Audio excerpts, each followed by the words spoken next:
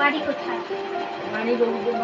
কারোর রঘুদেববাটি নলপুর, হাওড়া থেকে বলছে। ঠিক আছে, ওষুধগুলো কতদিন হলো খাচ্ছ?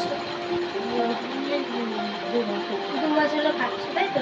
তুমি আমলা juice, moringa, omega 3 fatty acid আর ক্যালসিয়ামটা খাচ্ছ, 4টে ওষুধ খাচ্ছ, তেলটা পেন অয়েলটা লাগাচ্ছ, তাই তো?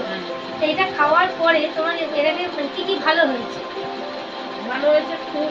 আমার যে হাঁটু ব্যথা ছিল, কোমর থেকে হাঁটু ব্যথা খুব হয়েছিল, আমি হাঁটতে পারছিলাম না, সেগুলো আমার এখন অনেকটাই কমে গেছে। বসতে সমস্যা ছিল, এখন উঠতে বসতে পারছি।